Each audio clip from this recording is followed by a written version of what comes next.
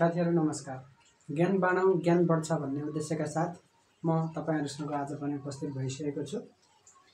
मैले हिजोको क्लासमा यो हार्मोनिक मिन कसरी क्याल्कुलेसन गरिन्छ त्यो कुरा डिस्कस गरेको थिएँ। हार्मोनिक मिन क्याल्कुलेसन गरेर पनि देखाएको थिएँ एउटा क्वेशन नम्बर ए को लागि, जुन चाहिँ इन्डिभिजुअल सिरिजमा दिएको डेटा सेट थियो। अब आज हामी क्वेशन नम्बर बी र क्वेशन नम्बर सी लाई पालै पालो सल्भ गरेर हेर्छौं। Question number B solution. यहाँ मैले लेखि पनि सकेको छु। डिस्क्रिट सिरिज को डेटा हो question number B. Discrete series को डेटा भनेको फ्रिक्वेन्सी डिस्ट्रिब्युसन हो भनेर हामी बुझ्छौं। फ्रिक्वेन्सी डिस्ट्रिब्युसन भनेको चाहिँ एक्स भ्यालु र फ्रिक्वेन्सी बोथ गिभन छ भने त्यसलाई हामी फ्रिक्वेन्सी डिस्ट्रिब्युसन हो भन्छौं। अब यसको सोलुसन गर्न हामीलाई सबैभन्दा सुरुमा एक्स गिभन छ। गिभन कुराहरु लेखौं। एक्स छ, एक्स को भ्यालु 10, एक्स को भ्यालु 10, 15, 20, 25 र 30 छ। अब त्यसपछि भनेको हामीलाई फ्रिक्वेन्सी दिएको छ एफ। एफ भनेको 4, 8, 10, 5 र 3 छ।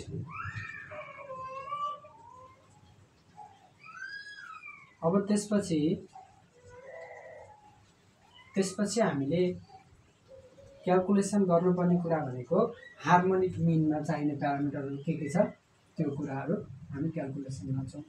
Harmonic mean in the discrete series भनेको capital N divide by summation f into 1/x हुन्छ। 1/x हुन्छ। हामीलाई थाहा छ किनभने समेसन f इन्टु 1/x किन गरेको भने harmonic mean is the reciprocal of am of the reciprocal of the data हो भनेको अब्जर्भेसनलाई हामीले रेसिप्रोकल गरिसकेपछि त्यसमा am लाई फेरि रेसिप्रोकल गर्यो भने hm आउने हो। त्यही भएर हामीले n divide by sum f into 1/x गरेका हौं। जुन कुरा चाहिँ मैले यो भन्दा अगाडिको भिडियोमा मजाले एक्सप्लेन गरिदिएको छु। बुझ्नु भएन भने त्यहाँ गएर हेर्न सक्नुहुन्छ। अब हामीलाई 1/x भन्ने भ्यालु चाहिँदै रहेछ। 1 डिवाइड बाइ x भन्ने भ्यालु हामी यसरी क्याल्कुलेसन गरौँ यहाँनेरि, हैन।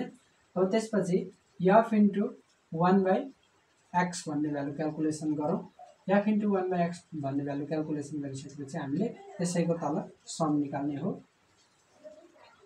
सम निकाल्दाखेरि हामी यहाँनेरि निकाल्छौं summation f into 1 divide by x भनेर निकाल्छौं। अब यो हामीले फ्र्याक्सनल भ्यालु निकाल्न 1 डिवाइड बाइ x गर्नको लागि क्याल्कुलेटरकै प्रयोग गर्नुपर्ने हुन्छ। यतिकै हातले क्याल्कुलेसन गर्न गाह्रै हुन्छ। यो हातले क्याल्कुलेसन गर्ने, सकभर हातले क्याल्कुलेसन गर्ने, क्याल्कुलेटर युज गर्नुपर्ने खालको प्रब्लम छ भने क्याल्कुलेटर युज गर्ने भने। अब 1 डिवाइड बाइ 10 गर्नु पर्यो। 1/x भनेको यो भ्यालुलाई हामीले पालै पालो रेसिप्रोकल गर्ने हो। 1 डिवाइड बाइ 10 भनेको 0.1 भयो भनेको 0.1। 1 डिवाइड बाइ 15, 1 डिवाइड बाइ 15 भनेको 0.066, 0.06 3 डिजिट सम्म हामीले लेख्यौं भने पुग्छ। यो धेरै लेख्नु पर्दैन। अब 1 डिवाइड बाइ 20 गर्नु पर्यो। 1 divide by 20 0.05, 0.05। 1 divide by 25 0.04, 0.04। 1 divide by 30 0.033 हैन। अब यो भ्यालुहरुलाई हामीले कसरी क्याल्कुलेसन गरेको, क्याल्कुलेटर छैन हामी भने कसरी क्याल्कुलेसन गर्ने भन्ने कुरा पनि छ, हैन। अब 1 डिवाइड बाइ मानौ 10, हैन। यसको फ्र्याक्सनल भ्यालु चाहिँ हामी कसरी निकाल्ने त? हामीसित क्याल्कुलेटर छैन मानौ, छैन भने 1 लाई कतिले डिवाइड गरेको 10 ले, हैन। 1 लाई 10 ले डिवाइड गरेको भने 1 त 10 भन्दा त धेरै सानो नम्बर हो। अब सानो नम्बर हो जुन चाहिँ डिभाइजर छ त्यो भन्दा सानो नम्बरलाई हामीले डिवाइड गर्नुपर्ने छ भने त्यसलाई भाग जाँदैन, त्यही भएर हामी यहाँ 0 पोइन्ट लेख्छौँ। यता 0 पोइन्ट लेखेपछि यहाँनिर एउटा 0 थप्न मिल्छ। अब 0 थपेपछि 10 ले 10 लाई त भाग जान्छ, 10 ले 10 लाई कतिचोटि भाग जान्छ, 1 चोटि भाग जान्छ। 10 1 जा 10 हुन्छ, यहाँ क्यान्सल भयो, इन्टु आएको हो। यसै गरी डिभाइड गर्ने हो सबै नम्बरहरूलाई। अब यो हामीले यसरी म्यानुअली क्याल्कुलेसन गर्दाखेरि धेरै टाइम कन्ज्युम हुने भएकोले गर्दाखेरि हामी क्याल्कुलेटरै युज गर्नु बेस्ट हुन्छ। अब f इन्टु 1/x गर्नु पऱ्यो, यो कोलम र यो कोलममा भएको एलिमेन्टहरूलाई मल्टिप्लाई गर्नु पऱ्यो। 0.1 इन्टु 0.1 इन्टु 4 गर्नु पऱ्यो हैन, 0.4। अब यो 4 इन्टु 0.1 गरे पनि 0.1 इन्टु 4 गरे पनि कुरा एउटै आउने हो हैन। अब 8 इन्टु 0.066, 8 इन्टु 0.066 यो भनेको 0.528 आउने भयो। 10 इन्टु 0.05 गऱ्यो भने के हुन्छ, यो भनेको 0.5 हुन्छ डाइरेक्ट। यो 10 ले चाहिँ यता मल्टिप्लाई गर्नु धेरै सजिलो छ। जति 0 ले मल्टिप्लाई गर्यो भनेको 10 ले मल्टिप्लाई गर्यो भने 1 डेसिमल लेफ्ट सर्छ, डेसिमल 1 डिजिटले लेफ्ट सर्छ। अब डिभाइड बाई गर्यो भने 1 डेसिमल चाहिँ के हुन्छ, अगाडि सर्ने हो। 5 इन्टु 0.04, 5 इन्टु 0.04, 5 इन्टु 0.04 गर्दा कति हुन्छ त, 0.2 हुने भयो। 3 इन्टु 3 मल्टिप्लाई बाई 0.033, 0.033 यो भनेको 0.099, 0.099। अब यो सम भनेको के गर्ने हो त, यही भ्यालुहरूलाई जोड्ने हो। मसँग यो लास्टको भ्यालु क्याल्कुलेटरमा अलरेडी छ, म त्यही भ्यालुबाट जोड्छु। प्लस 0.2, 0.2 प्लस 0.5, 0.5 प्लस 0.58, 0.528 प्लस 0.4, 0.4 यो भनेको 1.727 आउँछ। अब हामीलाई थाहा छ हार्मोनिक मिनको फर्मुला यो हो, we have harmonic mean at m equal to n divide by sum of f into 1/x भनेको समेसन f/x। यसलाई यसरी लेख्दा पनि हुन्छ, n divide by sum of f divide by x लेखे पनि एउटै हो कुरा। यो f इन्टु 1/x लेख्नु र f बाई x लेख्नु कुरा एउटै हो। यो भनेको अब हाम्रो n पनि निकाल्नु पर्यो हैन। n is equal to n भनेको सम अफ द फ्रिक्वेन्सी हो। 8 4 12, 12 10 22, 22 र 3 ले 25 र 5 ले 30 भयो। अब n भनेको 30 डिभाइड बाई 1.727, 1.727। अब यो हामीले यतिकै क्याल्कुलेसन गर्नलाई अलिक गाह्रै हुन्छ, टाइम कन्ज्युमिङ हुन्छ। गाह्रै भन्दा पनि टाइम कन्ज्युम हुन्छ, त्यही भएर हामी क्याल्कुलेटर युज गर्छौँ।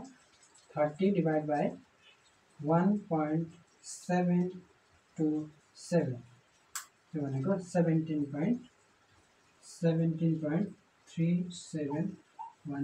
भएर answer.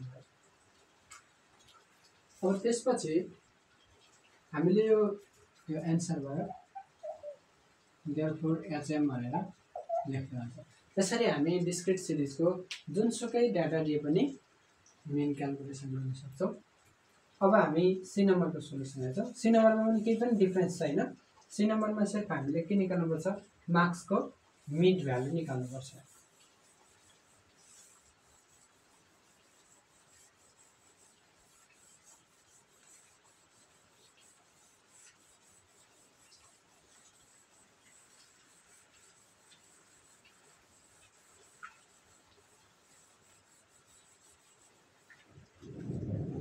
Okay, now solution C नम्बरको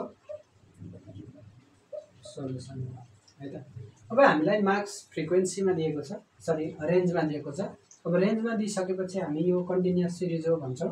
कन्टिन्युअस सिरिजमा हामीले मिड भ्यालु निकाल्नु पर्ने हुन्छ। जुनसुकै मिन निकाल्दा पनि हामीले मिड भ्यालु निकाल्नु पर्ने हुन्छ। मिड भ्यालु निकालेर गऱ्यो भने हामीलाई सजिलो हुन्छ। अब यसमा डिफ्रेन्ट अरू मेथडहरू पनि छन् हैन। मिड भ्यालु निकालिसकेपछि हामीले डाइरेक्ट मेथड गर्ने कि इन्डाइरेक्ट मेथड गर्ने अरू मेथडहरू पनि छन् अरू मिनमा। अब हार्मोनिक मिनमा चाहिँ मिन निकाल्ने, मिड भ्यालु निकाल्ने, मिड भ्यालु निकालेपछि त्यसको रेसिप्रोकल गर्ने, त्यसको रेसिप्रोकल गरेपछि त्यसलाई फ्रिक्वेन्सीसँग मल्टिप्लाई गर्ने अनि त्यही भएको फर्मुला लगाउने।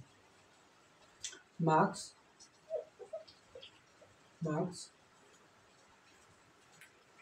भनेको कति छ? मार्क्स भनेको 10 to 15, 15 to 20, 20 to 25, 25 to 30, 30 to 35। Okay, अब मार्क्स पछि हामीलाई दिएको छ नम्बर अफ स्टुडेन्ट, यसलाई हामी फ्रिक्वेन्सी भन्छौँ। फ्रिक्वेन्सीलाई हामी एफ ले डिनोट गरौँ। फ्रिक्वेन्सी छ 2, 4, 5, 8 र 6। यति लेखिसकेपछि हामीले mid value निकालौँ। Mid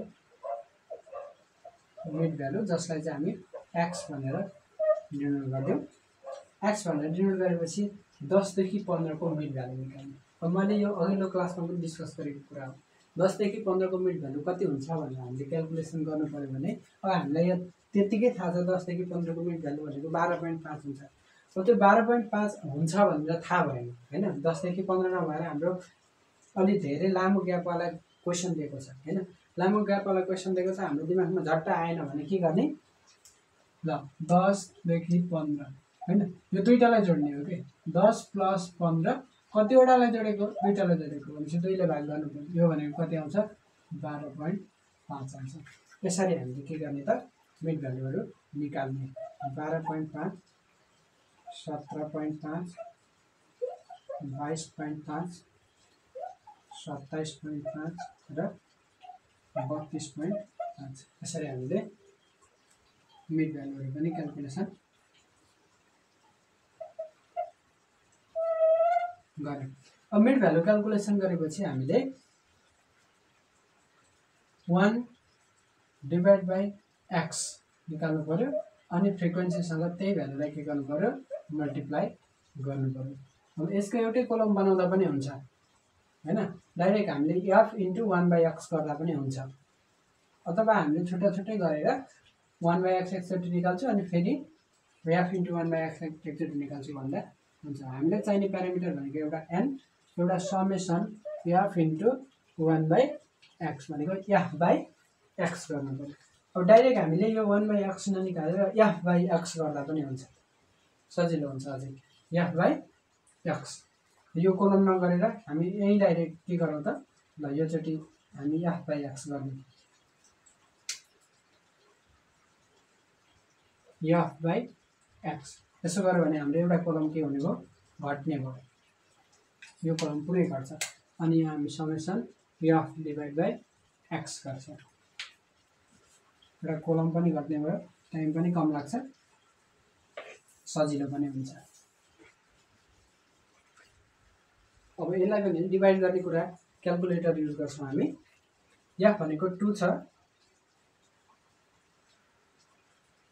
2 divide by 12.5, 12.5 0.16 भयो। 4 डिभाइड बाई 17.5, 4 डिभाइड बाई 17.5 यो भनेको 0.2285, 0.228। अब मैले 3टा डिजिटसम्म लेखेँ। 5 डिभाइड बाई 22.5, 5 डिभाइड बाई 22.5 भनेको 0.22 आयो, 0.222 आयो। 8 डिभाइड बाई 8 डिभाइड बाई 27.5, 27.5 0.290, 0.290 आयो भनेपछि 29 सम्म लेखौँ। अब 6 डिभाइड बाई 32.5, 6 डिभाइड बाई 32.5 0.18 0.184। अब यसैको सम निकाल्दाखेरि हामीले सबैलाई जोड्ने हो 0.184 प्लस 0.29 प्लस मैले तलदेखि जोड्दै आएँ 0.222 0.222 प्लस 0.228 0.228 प्लस 0.16 1.084 1.084। अब इसको harmonic mean now we have भनेर लेखौँ। we have लेखिसकेपछि हामीले फर्मुला लेख्ने हो HM equal to n divided by sum of f divided by x। यही हो हाम्रो फर्मुला इक्वल टू n भनेको कति छ 4 2 ले 6 6 5 ले 11 11 र 8 ले 19 19 र 6 ले यो कति भयो त 25 भयो। अब यो भनेको 25 divide by sum f by x यो होल टर्म 1.084 1.084 यो भयो कति 25 डिवाइड बाई आंसर गरेर मैले निकाले 23.049 23.049 यसको आंसर भयो। For HM is equal to यसरी हामीले HM क्याल्कुलेसन गऱ्यौँ हैन। अब यो 23.049 भनेको यहाँनेर बिचमा पर्छ 20 र 25 को बिचमा पर्नेको यहाँनेरको भ्यालु चाहिँ के आउने रहेछ मेन आउने रहेछ भनेर हामीले थाहा पाउनु पर्यो। त्यसरी हामीले डिफ्रेन्ट डेटा टाइप्सको यो भनेको डिफ्रेन्ट सिरिजमा भएको डेटाहरूको हार्मोनिक मिन कसरी क्याल्कुलेसन गरिन्छ डिस्कस गर्यो।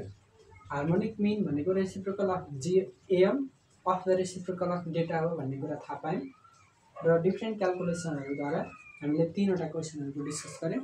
अरु जुनसुकै क्वेसन आए पनि हामीले गर्ने तरिका भनेको यही नै हो है त। अब हामीले मिनको पार्ट पनि सक्यौं। अब त्यसपछि हामी मिडियन र मोडमा जान्छौं नेक्स्ट भिडियोमा। मिडियन र मोड सकेपछि हामी नेक्स्ट च्याप्टरमा जान्छौं। हस्, थ्यांक यू।